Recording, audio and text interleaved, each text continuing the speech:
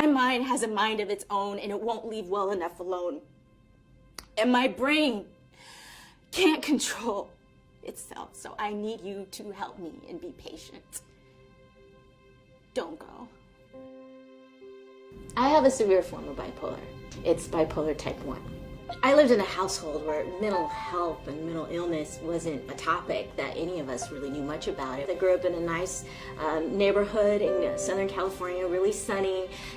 Great parents, my mom, my dad were always around. So in my situation, it wasn't a matter of any sort of extreme neglect. And I think what happened is when I started to experience some severe stress in my late teens, I went into a really bad depression. I just felt sad, and I didn't know why I felt sad. I was about 20 years old at this point. I just started to withdraw. And eventually what started to happen is I lost a lot of weight. 2-3 years later, still going through this depression, I became completely unconscious of the days. And meanwhile, my head was racing with all these different types of thoughts. Eventually, my friends started to notice I would talk out of my head.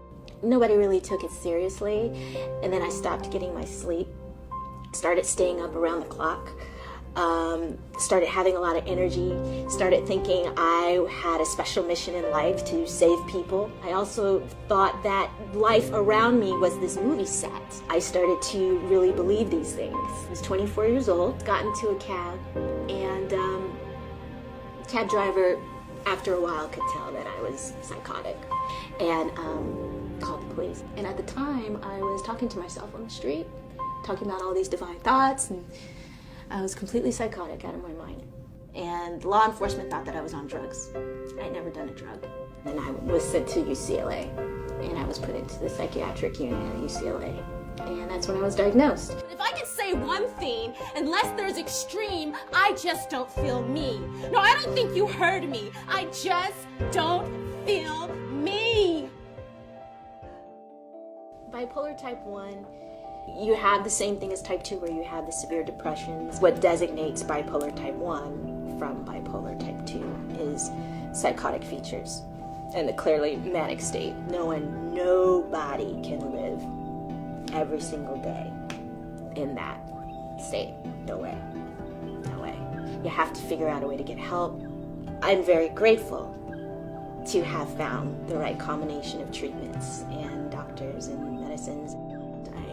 I'm on a type of medication they call a mood stabilizer. So individuals that have bipolar disorder, mood stabilizers are really effective. If I didn't have the experience of having this bipolar condition, I wouldn't be writing poetry probably. I became more creative.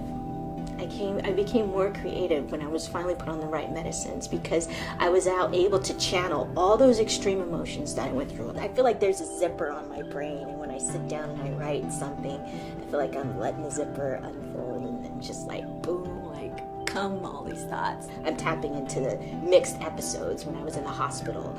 When I was first diagnosed, there was nobody talking about this stuff. Now, more people talking about it. There is no health without mental health. And then Harmony reached out at me. And she said, "It's okay. Your passion is only overrated. We know where it's coming from. If you don't take those breaths long enough to keep it sated, it's okay to be you."